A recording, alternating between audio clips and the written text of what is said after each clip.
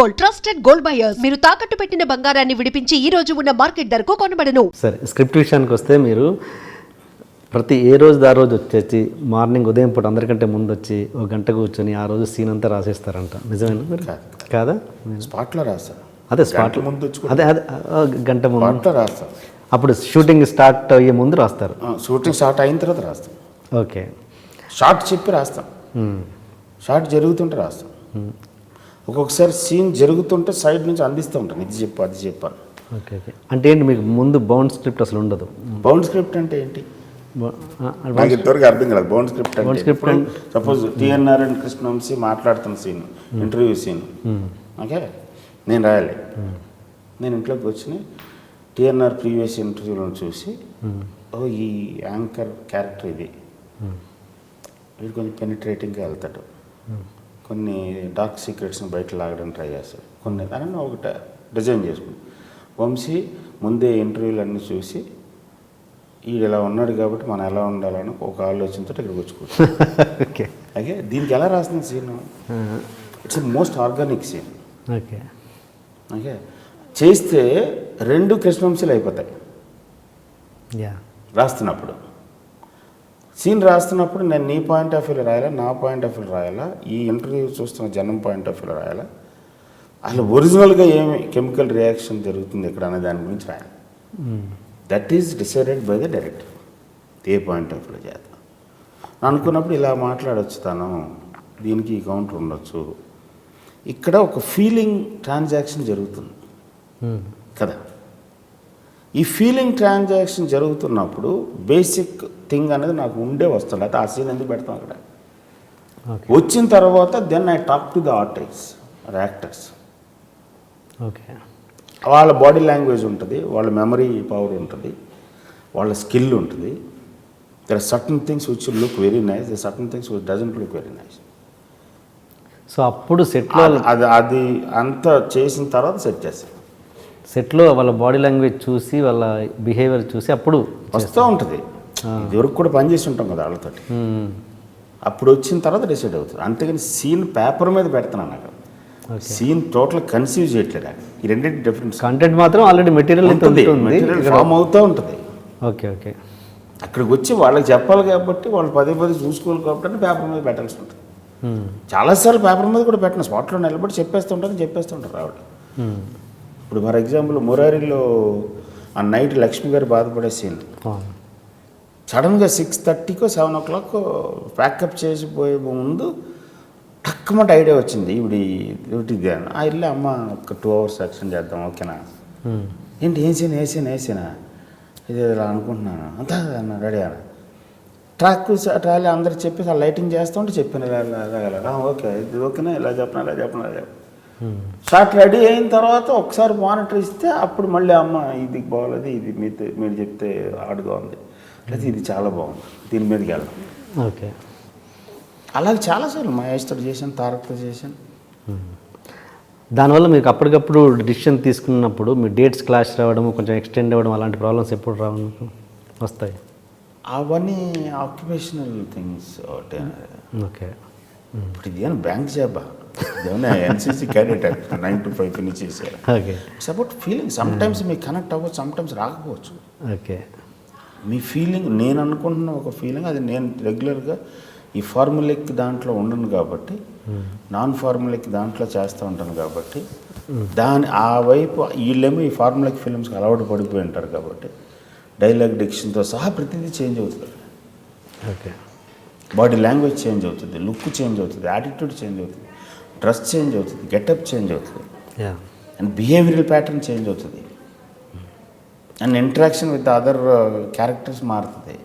వాడు రెగ్యులర్గా చేస్తున్నట్టు ఉండదు. ఓకే, ఆ జోన్లోకి వాళ్ళని తీసుకెళ్లే ప్రయత్నంలో జరుగుతుంది.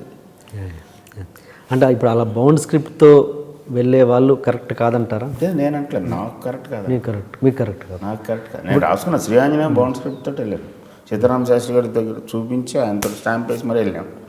ఏమైంది?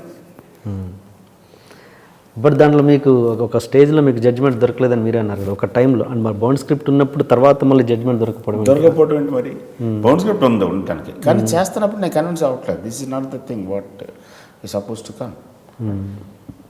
మన దేవుడిని డీల్ చేస్తున్నాం, దేవుడిని మనిషి రూపంలో డీల్ చేస్తున్నాం. అవును. సో దేవుడు ఎలా ఉంటాడు నేను ఎప్పుడు పర్సనల్గా ఎక్స్పీరియన్స్ చేయలేదు.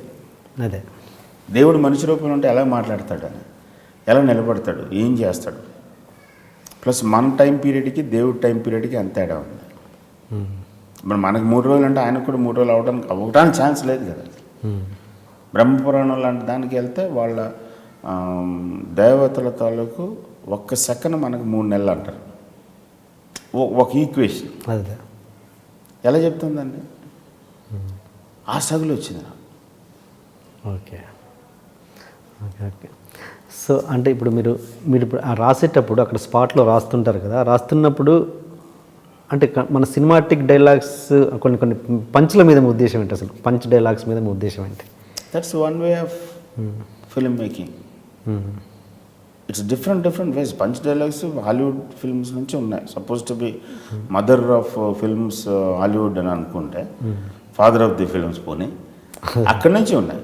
కాదు ఆ పంచ్ డైలాగ్కి మన పంచ్ డైలాగ్కి నేను ఇందాక చెప్పినట్టు 12 ఏళ్ళోడికి 6 ఏళ్ళోడికి ఒకటే చెప్పు. యా మన వాళ్ళకి కొంచెం ట్రైబలిస్టిక్ స్టేజ్లో ఉన్నారు కాబట్టి మన వాళ్ళకి కొంచెం తొడగొట్టి అంటే everybody wants to do that. మన ఇంకా యానిమలిస్టిక్ నేచర్ పోలా. ఓకే. సో ఆ యానిమలిస్టిక్ ఎమోషన్ ప్లే చేస్తూ ఉంటే వాళ్ళు బాగుందని అంటున్నాడు. అల్టిమేట్గా వాడు బాగుందని అనిపించుకోవడం ఇంకా ఈ తంటలండి. ఇప్పుడు హాలీవుడ్లో కూడా బౌండ్ స్క్రిప్ట్ తోటి వెళ్తారు కదండి వాళ్ళు. బౌండ్ స్క్రిప్ట్తో వెళ్ళిన సినిమాలు ఉన్నాయి, బౌండ్ స్క్రిప్ట్ లేకుండా వెళ్ళిన సినిమాలు ఉన్నాయి. స్పీల్బర్గ్ జాస్ బౌండ్ స్క్రిప్ట్ తోటి వెళ్ళలేదు. ఓకే. అంటే బౌండ్ స్క్రిప్ట్తో వెళ్ళటం అనేది మళ్ళీ మన అండర్స్టాండింగ్లో చూడద్దు. వాళ్ళకి బేసిక్ వెర్షన్ ఒకటి ఉంటుంది. ఓకే. మన వాళ్ళు మాట్లాడే బౌండ్ స్క్రిప్ట్ వేరు. ఇప్పుడు మన పర్ఫెక్ట్గా నేను బౌండ్ స్క్రిప్ట్ అని నేను కరెక్ట్గా నువ్వు అంటున్న సెన్స్లో బౌండ్ స్క్రిప్ట్ చేసి అక్కడ పెడితే స్పాట్లో చాలామంది చేయలేరు. అప్పుడు ఏం చేయాలి? You know that scene works like this, so you wrote the scene. After coming there the hero is not able to emote that, get that emotion out. Okay okay. ఎలా ఇప్పుడు హీరోయిన్ బాంబే హీరోయిన్ ఎవరో ఉంది, she doesn't understand our culture here. Sari వేసుకుంటే ఎలా నిలబడగతారు అనేది వాళ్ళకి ఎలాగ అర్థమవుతుంది పాపం. జీన్స్లో అలవాటు పడిపోయినా. సో వాళ్ళని తీసుకొచ్చి మనం తెలుగు అమ్మాయిని అన్నాం. మన తెలుగు అమ్మాయిలు ఎలా ఉంటారు, నాన్నతో ఎలా ఉంటారు, అమ్మతో ఎలా ఉంటారు, ఫ్రెండ్స్ తోటి ఎలా ఉంటారు, పిల్లలతో ఎలా ఉంటారు, పనులతో ఎలా ఉంటారు, క్లాస్మేట్స్ తోటి ఎలా ఉంటారు, బాయ్స్ తోటి ఎలా ఉంటారు, గర్ల్స్ తోటి ఎలా ఉంటారు, సిటీ బస్సులో ఉన్నప్పుడు ఎలా ఉంటారు, థియేటర్లో మనకు ఒక సైకిల్ ఉంది కదా ఇక్కడ. సో ఆ సైకిల్లో ఆ సైకిల్ వాళ్ళకి లేదు. వాళ్ళేమో టోటల్గా కాంట్రాస్ట్ సైకిల్లో పెరిగారు. నన్ను తీసుకొచ్చి పెట్టాము. అప్పుడు ఎలా తెలుస్తుంది? ఒక సిటీలో పుట్టి పెరిగిన కుర్రోడికి యాక్టర్ అయితే, హీరో అయితే, వాడితో ఒక విలేజ్ బాయ్ క్యారెక్టర్ చేయించారు. ఎలా తెలుస్తుంది? ఒక కాంక్రీట్ జంగిల్లో కాంట్రాక్టెడ్ అయిన లొకేషన్స్లో బతికి పెరిగినోడికి సడన్గా ఒక ఓపెన్ ల్యాండ్స్ మధ్యలో ఎలా ఉంటాడు, ఎలా రియాక్ట్ అవుతాడని ఎలా తెలుస్తుంది? కరెక్ట్. మీలో ఉన్న గొప్ప విషయం ఏంటంటే నాకు తెలిసింది, మీ డైరెక్షన్ డిపార్ట్మెంట్ వాళ్ళు చెప్పింది, మీరు ఒక సీన్, ఒక 10 సీన్లు ఉన్నాయనుకోండి, ఒక 7-8 సీన్లు మీరు రాయలేదు, అసలు స్క్రిప్టే రాయలేదు, కంటెంట్ ఉంది తప్పించి డైలాగ్స్ రాయలేదు. 9వ సీన్ ఈరోజు షూట్ చేస్తున్నారు, దాని డైలాగ్స్ రాస్తున్నారు. ఈ 7th సీన్కి సంబంధించిన లింక్ అక్కడ ఉంటుంది, దాని కౌంటర్ అంటే ఇక్కడ లేని డైలాగ్ కౌంటర్ అక్కడ ఉంటుంది. అంటే తర్వాత ఎప్పుడో తీస్తారు 7వ సీన్. అవునా? అది ఎలా అంటే ఎంతో గ్రిప్ ఉంటుంది తప్పించేది రాదుగా. అదే చెప్తున్నా. Cinema is not about a scene, cinema is not about a particular dialogue, ఒక overall flow. 2.5 hours, 2 hours, 2 hours 45 minutes సమాహారం అంటాం. సో ఆ క్యారెక్టర్ జర్నీ, ఓకే, ఆ కథ తాలూకు ఒక ఫ్లో, ప్రవాహం. ఆ ప్రవాహంలో ఇక్కడ ఏం జరుగుతుంది, అక్కడ పాయింట్కి నేను రీచ్ అయినప్పుడే నేను ఈ అన్నిటిలోంచి దాటి వచ్చానండి ఎమోషనల్గా. Okay. So I must have seen. నేనన్నా కదా ఏ రైటర్ అని మైండ్లో చూస్తూ ఉంటాడు. And for more videos, Please subscribe to iDream. Please subscribe to iDream. Please subscribe iDream. And please subscribe to iDream. For more videos, subscribe to iDream. please like, share and subscribe to the channel. Congratulations, iDream. Subscribe to iDream. Subscribe to iDream. So subscribe to iDream Media. iDream team అందరికి huge congratulations. Please subscribe iDream Media. Please subscribe to iDream. Subscribe iDream. Please subscribe to iDream. iDream అంటే నా కళల ఛానల్ను subscribe చేసుకున్న నోరు తిరుగుతలేదు, మీరైతే గంట గుర్తు కొట్టండి. For more such videos, please subscribe to iDream. Subscribe to iDream. Please subscribe to iDream. Please subscribe iDream Media. Please do subscribe to iDream. Please subscribe to iDream Media. For best entertainment and information, please subscribe iDream. And don't forget to subscribe to iDream.